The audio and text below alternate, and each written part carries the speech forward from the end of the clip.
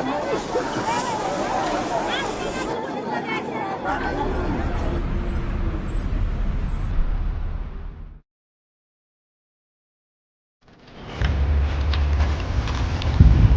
فکر کردی که زوری مدد تو نمیرسه.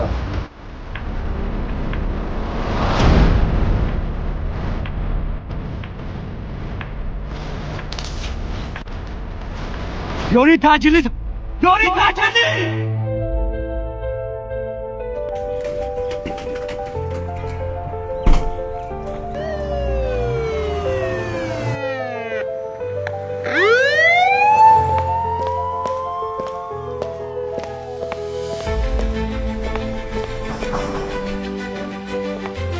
سلام رفیق دکتر. ما از شعبه کوفتکوی جنوبی ریاست وزارت کارهای داخلی در شهر دوشنبه پاپاگان انگلیس شکرزاده سیدکرم. مرحمتش میاد. از بیمارخانه شما به ریاست زنگ زدن که بیمار سعیدов معروف با زخم کار در بدن به بیمارخانه شما دسترس کردند. ولی چنین بیمار در بیمارخانه ما آوردن.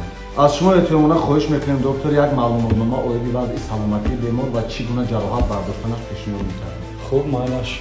از نزدیکان بیمار یگان کس حضور دارند؟ بله مادرشون در نزد پلاتر. خب رحمت.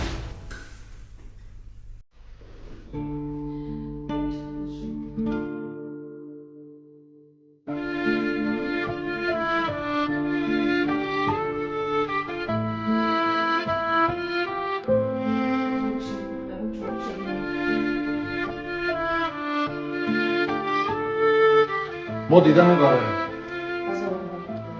شکر کنید.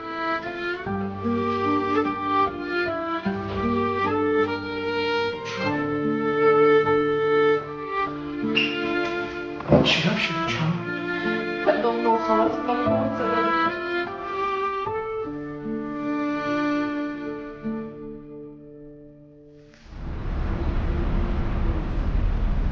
کارمندان ما از جای حادثه این کد را پیدا کردند. این را به اکسپرتیزه روان میکنیم. در مدت کوتاه جنایتکار را پیدا میکنیم.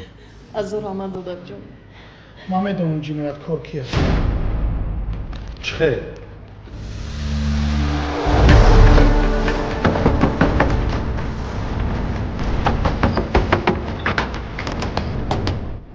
سوال وکر. اکا ما رکه جامو وکر. بعد کورشه در کورایتا. بیا ببین گرد اطراف تا نگاه کن وضعیت بزید تمام کرامو.